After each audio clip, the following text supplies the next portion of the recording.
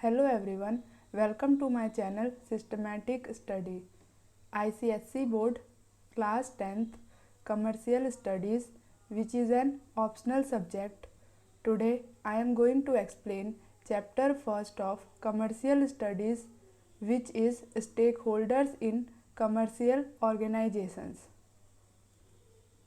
Topics to be covered are meaning of stakeholders, internal stakeholders, external stakeholders, difference between these two terms, expectations of various stakeholders. Meaning of stakeholders, stakeholders का मतलब क्या होता है? तो जो term stake holder है वो stake word से निकला है. स्टेक का मतलब होता है इंटरेस्ट, तो स्टेक होल्डर का क्या मतलब हो गया? Interest holder. स्टेक होल्डर मतलब एक ऐसा इंडिविजुअल या पर्सन जो बिजनेस ऑर्गेनाइजेशन में इंटरेस्टेड है, जिसका बिजनेस ऑर्गेनाइजेशन में इंटरेस्ट है. अब बिजनेस ऑर्गेनाइजेशन में किन लोगों का इंटरेस्ट होता है? ओनर्स का, एम्प्लॉयज़ का. ओनर्स का क्यों होता है? क्योंकि उन्होंने कंपनी में अपना पैसा इन्वेस्ट किया होता है. एम्प्लॉयज़ का क्योंकि वो कंपनी में काम करते हैं. सप्लायर्स का, सप्लायर्स मतलब ऐसे इंडिविजुअल्स या बिजनेस एंटिटीज़ जो कंपनी को रॉ मटेरियल्स सप्लाई करते हैं. क्रेडिटर्स, क्रेडिटर्स मीन्स ऐसे इंडिविजुअल्स या बिजनेस ऑर्गेनाइजेशंस जो कंपनी को क्रेडिट पे या तो गुड्स सप्लाई करते हैं, उधार पे या तो गुड्स बेचते हैं, या उनको शॉर्ट टर्म के लिए लोन प्रोवाइड करते हैं. डिस्ट्रीब्यूटर्स, डिस्ट्रीब्यूटर्स मतलब जो कंपनी के प्रोडक्ट्स को एंड कंज्यूमर्स तक पहुंचाते हैं. जैसे रिटेलर्स होते हैं, वो कंपनी जो प्रोडक्ट मैन्युफैक्चर करती है वो होलसेलर्स या रिटेलर्स को बेचती है और वो फिर एंड कंज्यूमर्स को कंपनी का प्रोडक्ट बेचते हैं. तो डिस्ट्रीब्यूटर्स स्टेक होल्डर्स होते हैं. फाइनेंशियल इंस्टीट्यूशंस मतलब बैंक या insurance companies, government and society. तो ये सारे ग्रुप्स एक बिजनेस ऑर्गेनाइजेशन में इंटरेस्टेड होते हैं, उसकी एक्टिविटीज से अफेक्टेड होते हैं. It refers to individuals who have an interest in the functioning and performance of a business organization. They are directly or indirectly affected by the decisions of the business organization. तो stake holder मतलब ऐसे individuals या group जो company में interested होते हैं, जो company की फंक्शनिंग में, उसकी एक्टिविटीज़ में और परफॉर्मेंस में इंटरेस्टेड होते हैं, और वो कंपनी के डिसीजन से डायरेक्टली या इनडायरेक्टली अफेक्टेड होते हैं. अब देखिए, इन स्टेक होल्डर्स को दो ग्रुप्स में बांटा गया है, internal stakeholders and external stakeholders. Internal stakeholders कौन होते हैं? These stakeholders are the part of the business organization and are directly affected by its decisions and performance. Internal मतलब जो बिजनेस ऑर्गेनाइजेशन के अंदर होते हैं, business organisation का पार्ट होते हैं और जो बिजनेस ऑर्गेनाइजेशन से डायरेक्टली अफेक्टेड होते हैं. They are within the organisation and form the organisation. जैसे कि ओनर्स हैं, शेयर होल्डर्स हैं, ये डायरेक्टली अफेक्ट होंगे. बिजनेस को प्रॉफिट होगा तो ओनर्स को प्रॉफिट होगा, बिजनेस को लॉस होगा तो ओनर्स को लॉस होगा. एम्प्लॉयर हैं, मैनेजर्स हैं, एम्प्लॉयज़ हैं, right. These all are internal stakeholders. So इसमें दो ग्रुप्स आते हैं, या तो ओनर्स खुद होंगे या फिर ऐसे इंडिविजुअल्स होंगे जिन्हें ओनर्स ने एम्प्लॉय किया है, हायर किया है कंपनी को मैनेज करने के लिए, right. The company has primary responsibility towards them. क्योंकि ये डायरेक्टली अफेक्टेड होते हैं, part of the business organisation होते हैं, इसीलिए कंपनी की इनके लिए प्राइमरी रिस्पॉन्सिबिलिटी होती है. Next is external stakeholders. अब एक्सटर्नल स्टेक होल्डर्स कौन होते हैं? एक्सटर्नल मतलब जो आउटसाइडर्स हैं. These groups are outsiders of the business organisation. They do not form the part of the company but are affected indirectly by the decisions and performance of the company। तो ये organisation का part नहीं होते हैं but organisation की performance से और decision से अफेक्टेड होते हैं। इनके एग्जाम्पल क्या क्या है? Supplier, creditor, financial institution, distributor, government और सोसाइटी। देखिए एग्जाम्पल के लिए, अगर एक कंपनी किसी फाइनेंशियल ईयर में लॉस इनकर करती है तो सप्लायर पे उसका इफ़ेक्ट पड़ेगा। कैसे पड़ेगा? कि हो सकता है कि सप्लायर को फ्यूचर में ऑर्डर्स ना मिले, कि कंपनी को अगर लॉस हो गया तो कंपनी ने डिसाइड किया कि अब वो अपना प्रोडक्शन कम करेगी तो रॉ मटेरियल्स भी कम चाहिए, तो अब सप्लायर को फ्यूचर में कम ऑर्डर्स मिलेंगे तो उसका बिजनेस कम हो जाएगा, राइट। अब सप्लायर बिजनेस के अंदर तो नहीं है लेकिन फिर भी उसके डिसीजन से वो अफेक्ट हो रहा है। इसी तरह से क्रेडिटर्स हैं। क्रेडिटर्स कौन होते हैं? जिन्होंने कंपनी को कम टाइम के लिए, शॉर्ट टर्म के लिए लोन दे रखा होता है। तो अगर कंपनी को लॉस हो गया तो क्रेडिटर्स को हो सकता है कि टाइम पे इंटरेस्ट ना मिले, या फिर जो उनको लोन रीपेमेंट होने वाला था वो टाइम पे ना मिले, उसमें डिले हो जाए। क्योंकि अगर कंपनी को लॉस हो गया है, कैश इनफ्लो ही नहीं है, तो वो इंटरेस्ट और लोन का रीपेमेंट कैसे पे करेगी, right. Difference between internal and external stakeholders. अब इन दोनों में डिफरेंस क्या क्या होता है? सबसे पहले तो मीनिंग है। इंटरनल स्टेक होल्डर्स कौन होते हैं? The individuals who form the organisation and are directly affected by its decisions. External stakeholders कौन होते हैं? It means the individuals who are indirectly affected by organisation's decisions. Second point है example का। Internal stakeholders के example होते हैं owners, managers, employees. And examples of external stakeholders are suppliers, creditors, distributors. Third is these groups are the part of the organization। तो internal stakeholders are the part of the organization while external stakeholders are outsiders, they are not the part of the organization। Fourth point is company has primary responsibility towards them। So towards internal stakeholders company has primary responsibility and towards external stakeholders company has secondary responsibility, right। Fifth point is they are either the owners or the individuals employed by the owners, but external stakeholders are not employed by the company, they are outside the company। Next topic is expectations of stakeholders from business organization।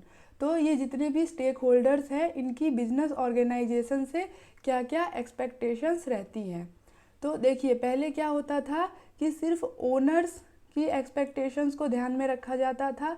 Owners क्या चाहते हैं कि ज़्यादा से ज़्यादा profit earn करें, तो सिर्फ ओनर्स की एक्सपेक्टेशन को ध्यान में रखा जाता था और बाकी स्टेक होल्डर्स जैसे कि employees, creditors, suppliers, government, society, इन सब की एक्सपेक्टेशंस को ध्यान में नहीं रखा जाता था। लेकिन आज के कम्पिटिटिव इन्वायरमेंट में अगर किसी बिजनेस ऑर्गेनाइजेशन को ग्रो करना है तो उसे अपने सारे स्टेक होल्डर्स की एक्सपेक्टेशन को डिफाइन करना होगा और उन्हें फुलफिल करने की कोशिश करनी होगी, ठीक है। अगर वो सिर्फ अपने ओनर्स के बारे में सोचेगी तो वो ग्रो नहीं कर पाएगी। जैसे कि कंपनी के एम्प्लॉयज़ है, अगर कंपनी अपने एम्प्लॉयज़ के बारे में नहीं सोचेगी, उनके काम के बदले में उन्हें रीजनेबल सैलरी नहीं मिलेगी तो क्या होगा, वो अपनी कंपनी के लिए 100% नहीं देंगे, डिवोटेड नहीं रहेंगे, पूरे एफर्ट से काम नहीं करेंगे, जिससे कंपनी की प्रोडक्टिविटी पे असर पड़ेगा। अगर कंपनी कोई प्रोडक्ट बना रही है तो उसकी क्वालिटी अच्छी नहीं आएगी। अब प्रोडक्ट की क्वालिटी अच्छी नहीं आएगी तो वो मार्केट में रिटेन नहीं कर पाएगी, राइट। तो इससे कंपनी के प्रॉफिट पे निगेटिव असर पड़ेगा। तो इसी तरह से अगर कंपनी सप्लायर का ध्यान नहीं रखेगी तो सप्लायर टाइम पे रॉ मटेरियल प्रोवाइड नहीं करेगा, जिससे कि कंपनी का प्रोडक्शन प्रोसेस स्मूथली नहीं चल पाएगा। तो इसीलिए अगर कंपनी ग्रो करना चाहती है तो उसे अपने सारे स्टेक होल्डर्स की एक्सपेक्टेशंस को डिफाइन करना होगा और उसे फुलफिल करने की कोशिश करनी होगी। ठीक है, अब देखते हैं कि इन स्टेक होल्डर्स की बिजनेस ऑर्गेनाइजेशन से क्या क्या एक्सपेक्टेशंस होती है। सबसे पहले expectations of employers, owners, managers, shareholders. ये लोग बिजनेस ऑर्गेनाइजेशन से क्या चाहते हैं? First point, profit maximisation. Simple सी बात है, कोई भी बिजनेस किस लिए एस्टेब्लिश किया जाता है?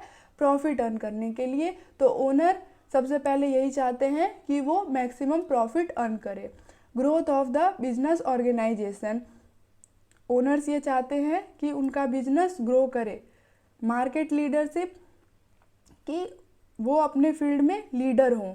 Expectation from suppliers, owner supplier से एक्सपेक्ट करते हैं कि वो जो भी रॉ मटेरियल रिक्वायर्ड है वो टाइम पे और फेयर प्राइजेस पे सप्लाई कर दे ताकि प्रोडक्शन प्रोसेस हिंडर ना हो और स्मूथली चलता रहे।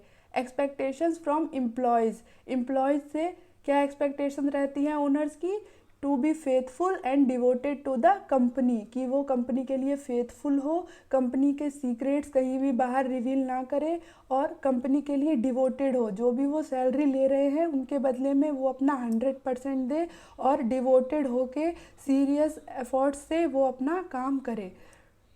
Expectations from government, owners expect from government to frame favourable policies, कि उनके लिए फेवरेबल पॉलिसीज़ बनाए, ऐसी पॉलिसीज़ बनाए जो बिजनेस इन्वायरमेंट के लिए फेवरेबल हो, जो बिजनेस को प्रमोट करे, जैसे कि उन्हें लो रेट्स ऑफ इंटरेस्ट पे लोन मिल जाए। Right. Expectations from creditors, so owners expect from creditors to provide credit on reasonable rate of interest, कि जिस टाइम पे कंपनी को कैश की ज़रूरत है उस टाइम पे क्रेडिटर रीजनेबल रेट पे कंपनी को लोन प्रोवाइड कर दे। ऐसा ना हो कि जब कंपनी को कैश की ज़रूरत है तो क्रेडिटर उस सिचुएशन का फ़ायदा उठाए और बहुत ज़्यादा इंटरेस्ट चार्ज करे। राइट। तो ये सारी एक्सपेक्टेशंस होती है ओनर्स, मैनेजर्स या शेयर होल्डर्स की बिजनेस ऑर्गेनाइजेशन से। Next stakeholder is employees. अब एम्प्लॉयज़ की बिजनेस ऑर्गेनाइजेशन से क्या क्या एक्सपेक्टेशंस होंगी? सिंपल सी बात है, फेयर सैलरीज, कि जो वो काम कर रहे हैं उनके बदले में उसे फेयर सैलरी मिले। गुड वर्किंग कंडीशन, कि वो जहाँ पे काम कर रहे हैं वो इन्वायरमेंट अच्छा हो, वो इन्वायरमेंट ऐसा हो कि वो अपने फुल पोटेंशियल से काम कर पाए। पार्टिसिपेशन इन मैनेजमेंट में डिसीजन मेकिंग में उन्हें पार्टिसिपेट करने का मौका मिले, उनकी ओपिनियंस की और उनकी आइडियाज़ की रिस्पेक्ट की जाए और उन्हें बोलने का मौका दिया जाए। ट्रेनिंग एंड डेवलपमेंट, वो बिजनेस ऑर्गेनाइजेशन से ये एक्सपेक्ट करते हैं कि उनके ट्रेनिंग और डेवलपमेंट की अरेंजमेंट की जाए ताकि वो डेवलप कर पाए और प्रमोशन ले पाए। रिटायरमेंट बेनिफिट्स, एम्प्लॉयज़ ये एक्सपेक्ट करते हैं कि ओल्ड एज होने के बाद जब वो रिटायर हो तो उन्हें प्रॉपर बेनिफिट्स मिले। किस किस फॉर्म में? पेंशन के फॉर्म में, ग्रेचुटी के फॉर्म में, प्रोविडेंट फंड के फॉर्म में, ताकि रिटायरमेंट के बाद भी वो आराम से रह पाएँ। और रिटायरमेंट बेनिफिट के अलावा ये केस डिजीज्ड एम्प्लॉय का भी होता है कि अगर वर्किंग पीरियड में किसी भी एम्प्लॉय की डेथ हो जाती है तो उसकी फैमिली का ध्यान रखा जाए, उसके प्लेस पे उसके किसी फैमिली मेम्बर को जॉब दी जाए ताकि जो उसके फैमिली मेम्बर हैं वो आराम से सर्वाइव कर पाए एम्प्लॉय की डेथ के बाद। राइट। तो ये एक्सपेक्टेशन रहती है एम्प्लॉय की बिजनेस ऑर्गेनाइजेशन से। Sixth is settlement of grievances. Grievances मतलब होता है इनजस्टिस, कि किसी भी एम्प्लॉय के साथ अगर कुछ इनजस्टिस हो गया, अनजस्ट एक्ट हो गया और उसने कोई कंप्लेन फाइल की है तो जो ऊपर के लोग हैं, जो मैनेजर्स हैं, टॉप लेवल मैनेजमेंट है, उसे उस कंप्लेन पे ध्यान देना चाहिए और उसे रिजॉल्व करना चाहिए जल्दी से जल्दी। Bonus, rewards and incentives. Employee क्या एक्सपेक्ट करते हैं कि उन्हें बोनस मिले, रिवॉर्ड्स मिले और इंसेंटिव्स मिले। डेमोक्रेटिक रिलेशनशिप विथ सुपेरियर्स, कि उनके जो सुपेरियर्स हैं उनके साथ उनका रिलेशन ऑटोक्रेटिक ना हो, वन वे ना हो, डेमोक्रेटिक हो। डेमोक्रेटिक मतलब टू वे रिलेशनशिप की दोनों तरफ से है, बॉस की तरफ से भी है और एम्प्लॉय की तरफ से भी है। एक्सपेक्टेशंस ऑफ सप्लायर्स, सप्लायर की क्या क्या एक्सपेक्टेशन रहती है? फेयर प्राइजेज, कि जो भी इनपुट या रॉ मटेरियल वो सप्लाई कर रहे हैं उनके बदले में सप्लायर को क्या मिले? फेयर प्राइस मिले। Reasonable time to supply the goods, कि जो गुड्स सप्लाई करने का ऑर्डर मिला है उन्हें सप्लाई करने के लिए रीजनेबल टाइम मिले, ताकि वो गुड्स को अरेंज करके उन्हें पैक करके और फिर टाइम पे सप्लाई कर पाए। ट्रांसपेरेंसी या क्लैरिटी, मतलब जो बिजनेस ऑर्गेनाइजेशन और सप्लायर के बीच में कॉन्ट्रैक्ट हुआ है, एग्रीमेंट हुआ है, उसमें सारी चीज़ें क्लियर होनी चाहिए कि प्रोडक्ट का प्राइस क्या रहेगा, जो भी रॉ मटेरियल सप्लायर से ख़रीदा जा रहा है उसको कितनी क्वांटिटी में ख़रीदा जा रहा है, उसकी क्वालिटी क्या रहेगी, अगर उसमें से कोई आइटम डिफेक्टिव निकल गया तो उससे उसका क्या ट्रीटमेंट होगा, वो लॉस कौन बियर करेगा, सप्लायर बियर करेगा या बिजनेस ऑर्गेनाइजेशन। सो ये सारी चीज़ें पहले से ही क्लियर होनी चाहिए, ताकि बाद में जाके पेमेंट के टाइम पे बिजनेस ऑर्गेनाइजेशन और सप्लायर में डिस्प्यूट ना हो। Next is purchase on reasonable terms, कि ऐसे टर्म्स होने चाहिए एग्रीमेंट में जिससे कि सप्लायर का एक्सप्लॉयटेशन ना हो। अगर कोई सप्लायर मान लीजिए नया आया है मार्केट में, तो उसे नया समझकर बहुत ही कम रेट पे उससे रॉ मटेरियल नहीं खरीदना चाहिए। ये सारी चीज़ें रीजनेबल टर्म्स में आती है। Promote healthy competition among suppliers, कि किसी भी एक सप्लायर को मिसलीड ना करे और सप्लायर्स के बीच में हेल्दी कंपटीशन को प्रमोट करे। लॉन्ग टर्म रिलेशनशिप, तो सप्लायर चाहते हैं कि बिजनेस ऑर्गेनाइजेशन उनके साथ लॉन्ग टर्म तक बिजनेस करे, ताकि वो लॉन्ग टाइम तक प्रॉफिट अर्न कर पाए। अगला है एक्सपेक्टेशंस ऑफ क्रेडिटर्स और फाइनेंशियल इंस्टीट्यूशंस। क्रेडिटर्स कौन होते हैं? जो कंपनी को शॉर्ट टर्म के लिए लोन देते हैं, और फाइनेंशियल इंस्टीट्यूशंस जैसे कि बैंक्स, ये कंपनी को लॉन्ग टर्म के लिए लोन्स देते हैं। तो इनकी क्या एक्सपेक्टेशंस रहती है? Undisputed mortgage property. अब मोर्टगेज प्रॉपर्टी क्या होती है? मतलब जो बंधक दी जाती है प्रॉपर्टी। जब हम बैंक से लोन लेने जाते हैं या किसी भी क्रेडिटर से लोन लेने जाते हैं, तो लोन के अगेंस्ट हमें कंपनी की कोई एसेट सिक्योरिटी के तौर पर उस बैंक के पास रखनी होती है। तो वो एसेट अनडिस्प्यूटेड होनी चाहिए, ताकि अगर फ्यूचर में कंपनी अपना लोन रीपे ना कर पाए तो बैंक या क्रेडिटर उस एसेट को बेचकर अपना लोन का रीपेमेंट ले ले। Right. Second is regular payments of interest and instalment, कि क्रेडिटर का जो भी इंटरेस्ट बनता है, जो भी इंस्टॉलमेंट फिक्स होती है, वो टाइम पे होना चाहिए, ताकि क्या हो कि कैश इनफ्लो रेगुलर आता रहे क्रेडिटर के पास। और जब कैश इनफ्लो रेगुलर आता रहेगा तो वो उस इंटरेस्ट को, उस इंस्टॉलमेंट को फिर कहीं और रोटेट कर पाएंगे। Right.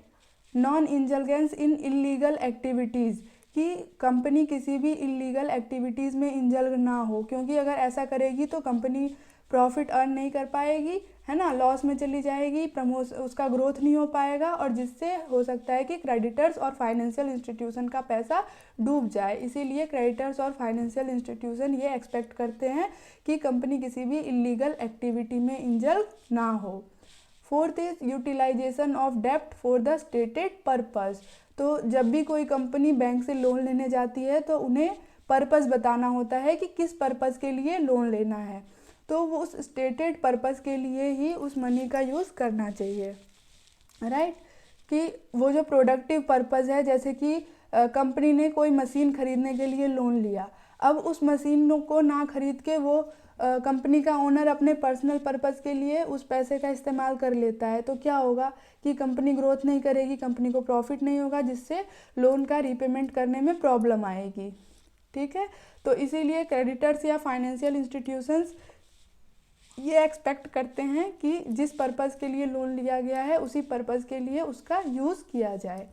5th is disclosure of true financial information, कि जब भी हम कोई बिजनेस ऑर्गेनाइजेशन लोन लेती है तो किस बेसिस पे लोन मिलता है उसे, उसकी पास्ट परफॉर्मेंस की बेसिस पे, कि उसकी प्रॉफिटेबिलिटी क्या है, कि पिछले 5 सालों से वो कितना प्रॉफिट अर्न कर रही है, उसके पास कितने एसेट्स है, कितनी लाइबिलिटीज़ है, उसका कैश फ्लो कितना है।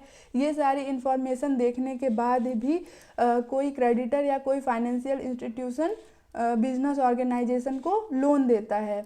तो जब ये इन्फॉर्मेशन दिखाई जाती है तो ये इन्फॉर्मेशन ट्रू होनी चाहिए, फैक्चुअल होनी चाहिए, कोई भी फेक इन्फॉर्मेशन नहीं बताना चाहिए सिर्फ इसलिए कि लोन मिल जाए, राइट।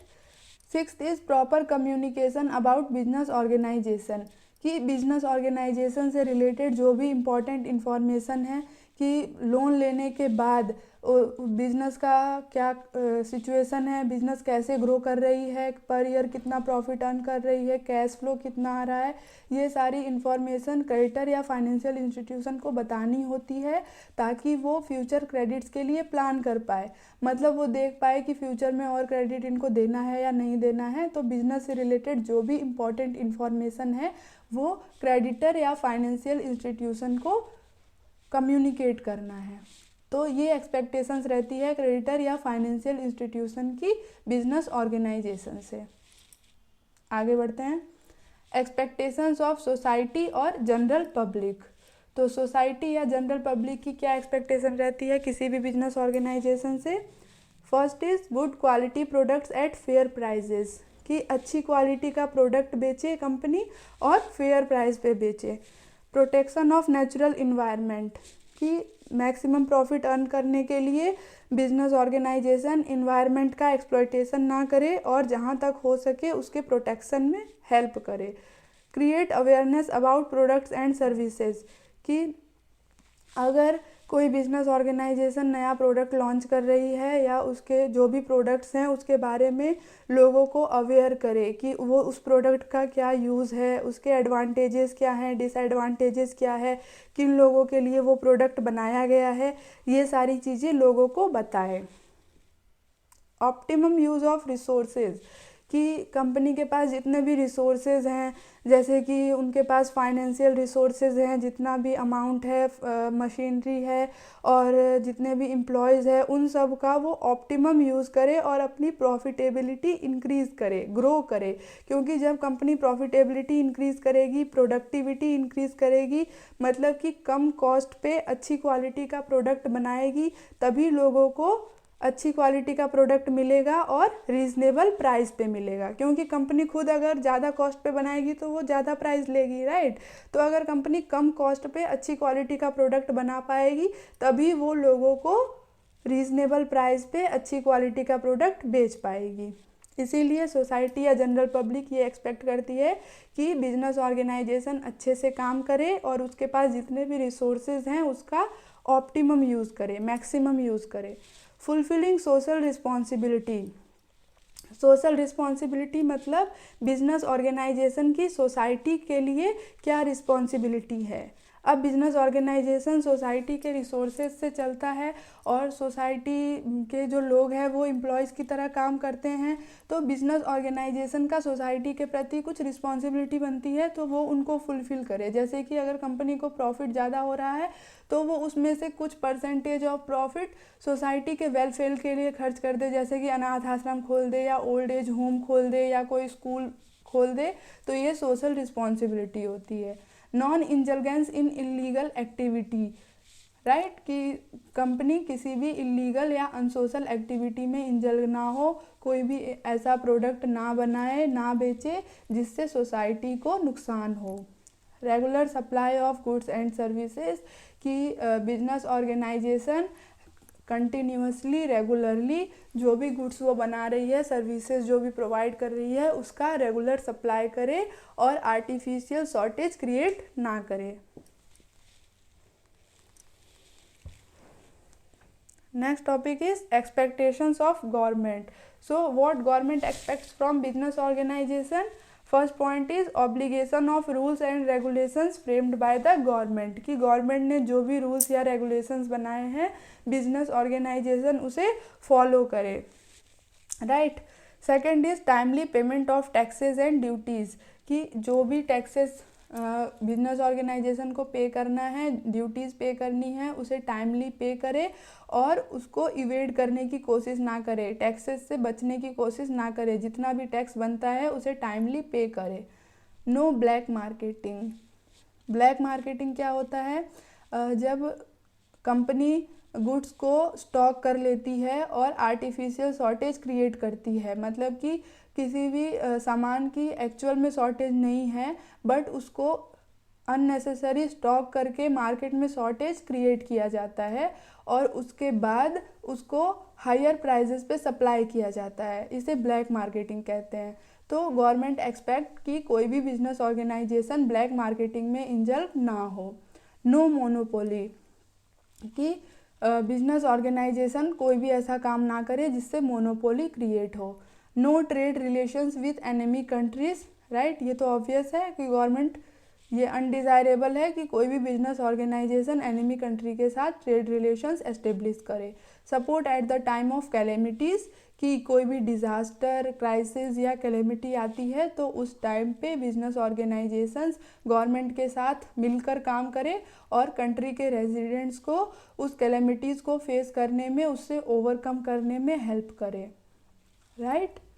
तो यहाँ आपका चैप्टर फर्स्ट कंप्लीट होता है। आई होप कि आपको सारे टॉपिक्स क्लियर हुए होंगे। अगर आपको वीडियो पसंद आई है तो लाइक, शेयर और चैनल को सब्सक्राइब ज़रूर कर दीजिएगा।